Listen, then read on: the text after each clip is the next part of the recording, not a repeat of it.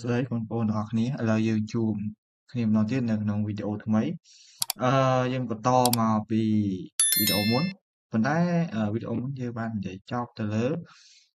ពពួកអាសានមានផ្នែកហ្នឹងមិនចឹងព្រោះបានឧទាហរណ៍ឲ្យប៉ុណ្្នេះដែរអញ្ចឹងវាយើងកុំភ្លេចរំលឹកមើលឡើងវិញណាទោះបីថាយើងរៀនទៅតាមប្រព័ន្ធអនឡាញអញ្ចឹងក៏ដោយវាយើងត្រូវតែវឹកហាត់ឡើងវិញជៀសវាងកុំឲ្យយើងភ្លេចទៅណាគូដឹងថាពេលដែលពួកយើងរៀនហើយយើងចេះហើយប៉ុន្តែពេលដែលឈប់រៀនទៅសួរថាអ្វីដែលបានរៀនហ្នឹងនៅចាំយូរបានប្រហែលម៉ានតើណាយល់បានប្រហែលម៉ានអញ្ចឹងអាស្រ័យទៅលើយើងអនុវត្តថែមតោះយើងចូលមកចំណុចទៀតតាក់ទងជាមួយនឹង isomer ខ្សែកាបោនជាមួយនឹង isomer ទីតាំងអញ្ចឹង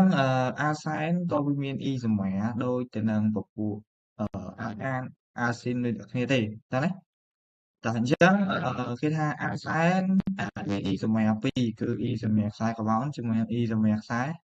ទីតាំងណា isomer ទីតាំងអាសែនអាចអាសែនអាចជា isomer ទីតាំងនឹងគ្នាកាលណាវាមានខ្សែកាបោនដូចគ្នាហើយមានទីតាំងសម្ព័ន្ធទីជាន់ខុសគ្នាអញ្ចឹងលុះត្រាណាតែអាសែនមួយហ្នឹងមានខ្សែកាបោនដូចគ្នាប៉ុន្តែទីតាំងសម្ព័ន្ធពីរជាន់ខុសគ្នាទើបវាជា isomer ទីតាំងនឹងគ្នាបើវាមិនមែនអញ្ចឹងបានន័យថាវាមិនមែនជា isomer ទីតាំងនឹងគ្នាមិនអញ្ចឹងទេអញ្ចឹងយើងឧទាហរណ៍ទី1ណាមើលឧទាហរណ៍ទី1ឧទាហរណ៍ទី1នេះមាន2មេទីលប្រូ1អានអញ្ចឹងខ្សែមេរបស់យើងមាន3កបោនអញ្ចឹងអត់អញ្ចឹងនេះផ្នែករបស់យើងមេទីលនៅទីតាំងលេខ2ណាអញ្ចឹងយើងមើលទៀតយើងមកឧទាហរណ៍ទី2យើងមើលទាំង3ហ្នឹងមកថាទាំង3ហ្នឹងisomer នឹងគ្នាបែបម៉េចណាកាបោឬក៏ទីតាំងអញ្ចឹងយើងមកមើលទៀតមកអានេះបុយ2ឯងហើយទី3បុយ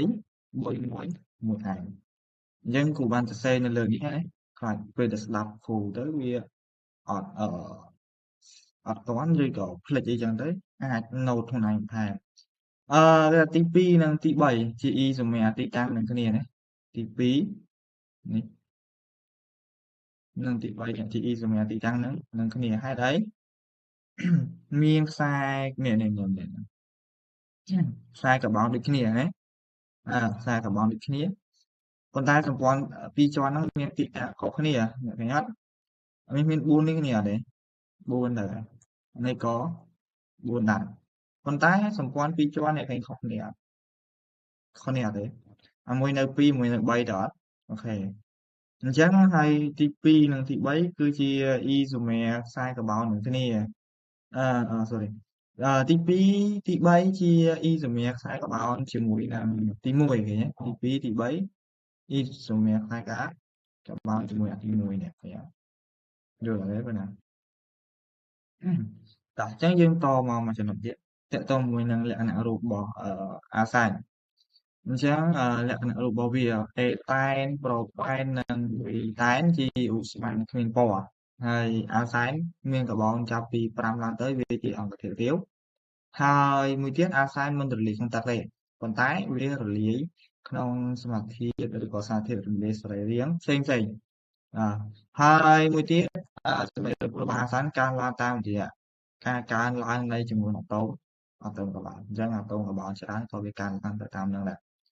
បន្តមកចំណុចទៀតគឺលក្ខណៈគីមីរបស់អាសែនលក្ខណៈគីមីរបស់អាសែនគឺសំដៅទៅលើការដែលអាសែនអាចមានប្រតិកម្មជាមួយនឹងអីខ្លះហើយបានអីណាយ៉ាងទី1គឺប្រតិកម្មចំហេះយើងមានសមីការទូទៅគឺ CN H2N បូកជាមួយនឹង 3N លើ2 O2 បានន័យថាអា 3N នៅលើ2នេះអាហ្នឹងគឺជាមេគុណទេតើនេះហើយអា N នេះក៏ជាមេគុណដែរអានេះ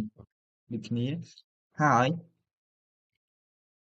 អ្វីដែលយើងបូកក្នុងសម័យកាលជាក់ស្ដែងគឺយកអានេះ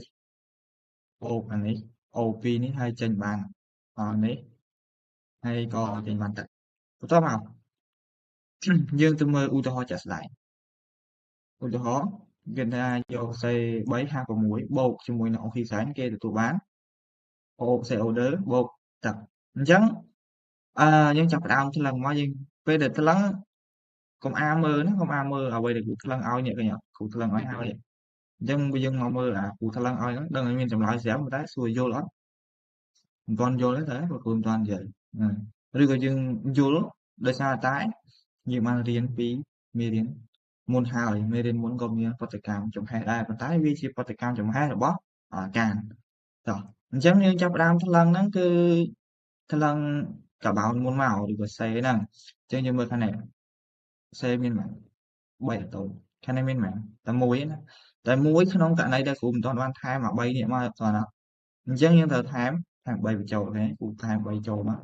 កាបោននិងកាបោនស្មើគ្នាហើយទាំងអង្គធាតុប្រតិកោជាមួយនឹងអង្គធាតុកកើតគឺស្មើគ្នាអញ្ចឹងយើងមកចាប់ផ្ដើមថ្លឹងហាស់វិញម្ដងអញ្ចឹងយើងឃើញហាស់ខាងនេះមានប៉ុន្មាន6ដែរហាស់ខាងនេះមានប៉ុន្មានតែ2អាតូមទេអញ្ចឹងយើងត្រូវថែ3មកដើម្បីបាន6បន្ទាប់មកទៀតយើងចាប់ផ្ដើមថ្លឹង O ដោយសារអីនេះអា3នេះក៏ជាគុណជាមួយនឹង O ដែរដោយសារតែវាជាមេគុណរបស់ O ហ្នឹងអញ្ចឹងពេលគុណចូលមកបាន3 O3 បូកជាមួយនឹងនេះយក3មកគុណជាមួយនឹងនេះទៀត O2 ខាងនេះទៀតបាន6ទៀតថានេះ6អញ្ចឹងយើងបានប៉ុន្មាន9ណាតាបាន9អញ្ចឹង O ខាងអង្គធាតុកកើតមាន9 O ខាងអង្គធាតុប្រតិកោមាន12ឯងអញ្ចឹងថែមប៉ុន្មានបើយើងថែម9តែម្ដងលើសហើយដល់យក9មកគុណ2លើសប៉ុន្តែបើសិនយើងថែមប្រហែលនៅគ្រប់9អត់មានតើណាអញ្ចឹងយើងថែមបើសិនចៃដន្យតែយើងចង់ថែម4 2ដង8ខ្វះ1ដល់អត់អូខេអញ្ចឹងយើងដាក់9លើ2មក9លើ2យើងអា2និង2នេះគួរឆ្វាច់មកសល់9នេះតើអត់អញ្ចឹងអាតូមអុកស៊ីសែនវាស្មើគ្នាអញ្ចឹងសមីការរបស់យើងគឺមាននឹងអញ្ចឹងវីដេអូយើងចប់ប៉ុណ្្នឹងសិនយើងនឹងបន្តនៅវីដេអូក្រោយទៀតណាបាយបាយ